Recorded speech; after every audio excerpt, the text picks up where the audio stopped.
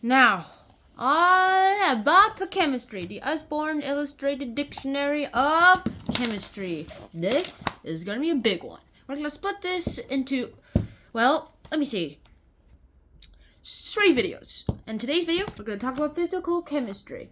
Let's go. Now, physical chemistry goes ahead, and this part actually tells us a lot about the coverings of the structures and the behavior of substances, and this includes the basic laws of chemistry. So let's see what it's about. Now, physical chemistry goes ahead and talks about the chemistry that you can touch, all the things that you can do with chemistry, and you can talk about the properties of states of matter. You can also talk about like elements, compounds, and mixture, but let me just go ahead step by step. First of all, let's start ahead and start talking about physical chemistry. Physical chemistry goes ahead and it first informs us about how life seems to work out. By life, that's biology. It's more of biology's area. However, we're here in chemistry. Chemistry is also about life. But it's also about non-life too. But chemistry, things wouldn't be here. About atoms and all those things. But let's start with the very basic stuff. Solids, liquids, and gases. Those are the states of matter. What is matter? It's basically just tiny particles, and those tiny particles can do a lot even by themselves. And because they can do a lot by themselves, they can like create anything. Like it's like a microbot, like nature's natural microbots. Another thing that we're gonna have to talk about is also about how these particles, these matter particles, as some people call them, work out and how they link together. Well, apparently, imagine particles as like an army, like a bunch of particles linked together, or a bunch of particles with their arms crisscrossed together. The thing is, that is really, really, really useful understanding. Now, let's just say you add heat to that link. Now, it was rigid, but let's just assume the heat is, this might be a little inappropriate for young people, but hey, it's a good analogy for adults, like drinking wine. Apparently, if you drink wine, you get a bit hotter, and you also get a bit less sane. Let's just say less sane, than you would do things that normally you would not do. Well then, you would do other things. In fact, one of the other things would basically be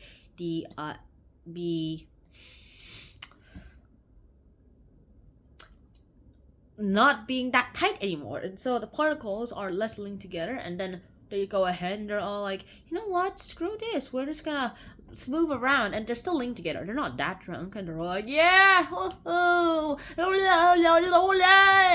and then now let's talk about gas. This is the particles where everything's unlinked. And let's just say we're allowed them to drink as much beer and wine as possible. And let's say they haven't drunk beer and wine for 367 days. Yeah, over a full year. And so they're all like, yay! They go ahead, drink a bunch of beer. And they're all like, oh, they can't talk properly. And first of all, they're unlinked. And second of all, they're probably dancing all around the room, colliding each other as they go, probably most of the time. However, other times, they will sometimes just go ahead and not link to each other. And you get a really, really angry general who's trying to control everything. A bunch of drunk soldiers. What the F? Limau. How do you say that? Mau. And that's basically your 3 states of matter: solids, liquids, and gases. Apparently, solids, liquids, and gases aren't all the states of matter. It's just, solids is just like particles tacked right next to each other, so they only vibrate. Liquids are just, there's also tacked next to each other, except they're just touching. They're not actually just going ahead and moving around and stuff. And then the third state of matter, gas, is just none of them touching each other. And then however you heat it up enough, then they'll lose their electrons, and then it'll create ionized gas. Which gas, but it's ionized. It'll be so white and so hot that you won't be able to see it with your naked eyes. Which is awesome.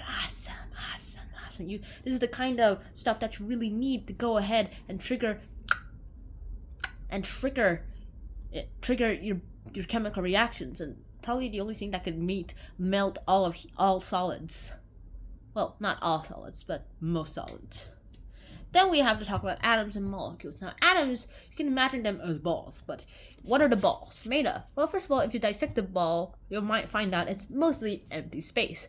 In the middle, smack right center, there is a nucleus made of protons and neutrons, and those protons and neutrons combine to each other to make nucleus, and that's where most of the mass is. The rest, those little particles zipping all around the nucleus, goes ahead, and that are electrons. Those are electrons. And electrons are awesome because they have a negative charge. Protons have a positive charge. Neutrons have a neutral charge. And of course, usually the protons and electrons are the same number, so their charge cancels out. But sometimes, remember the plasma I was talking about, there's one less electron or one more electron. There can't be less or more protons, because that would just change the entire atom. And that creates an ion of a version of that atom. I mean, you could also take away the proton or add a proton, but that'll just change the atom. And also, you probably get an ion of the atom too. But hey, it's physics. It's chemistry. Yeah. Who cares? And then we get to talk about measuring these. And then we get to talk about how they bond to each other. Now, the ancient Greeks thought, all elements are water, earth, tong tong, fire, air. Apparently, no. And this is how they proved it. They're all like, alright, air is made up of different gases. Each of them made of different particles. And if air cannot be made of other things if it's an element, but it is made of other things, air is not an element. You gotta be kidding me, the Greeks said. Though we're only at 3 elements? Well, ancient Greeks were extinct by that time. Okay, let's look at fire. Fire is created by doing this chemical reaction. And it's not made of particles. It's just energy. So it is not an element. So we're down to 2. Now let's look at what I split into 2 gases, 2 hydrogens and 1 part oxygen. Now that means water's not an element. Yes. And let's look at Earth. There are different types of Earth. Well, at least that's right. That we got that right. It's made of its own different particles. Wait, what? And a combination of these particles, meaning Earth is also not an element. And the Greeks said, but they at least got one thing right. They thought there were things called compounds, and at least that was right. It's just that different. It's just not compounds of water, earth, fire, and air. In fact, water plus fire equals steam and no fire. And a lot of heat, though. Yeah. Next thing that seems to work out well is just how this seems to work out. Like the compounds go ahead, are basically just atoms connected to each other in molecular bonds. Also, it has to be types of atoms, because apparently there's this thing called orbital shells. I'm not going to go into that. I'm sick of talking about orbital shells, but hey, let's keep going on. And they go ahead, and once they're connected, they basically create new substances. Some of the substances you might recognize: NaCl, sodium and chlorine, equals table salt. H2O equals water. And carbon dioxide is this. The air we breathe out, and loads of other particles too. In fact, some of the stuff inside your phones is actually from elements or compounds of elements, or mixtures of compounds and compounds. Sugar is made of a bunch of carbon, a bunch of oxygen, and lots of hydrogen. And yeah. And then you can even represent these chemicals with their own chemical symbols. Of that, you get something called the periodic table. Noble guess. Yeah, whatever. Just go ahead with the song. I love that song. It's how I memorized the periodic table. Anyways, back to the point. The periodic table is just a bunch of elements. Well, it's a table of elements. And it also shows how they're organized. Now, there's that little bit down there, but they should technically not be called lanthanides and actinides. They should technically be the also part of the transition metals, but then again we just realized, hey, this thing is a little too long. Hey, you know what, let's just put it down the bottom, because they also have the same properties as those ones on the top, which is very, very convenient. And these ones are also transition metals too. It's very, very convenient too. And then we just ended up just putting them out on the bottom, and it worked very good. It worked finely. Then we have to also talk about oxides, acids, and bases. Acids are just, well, if you heard of pH, well, the lower the pH, the more acidic it is.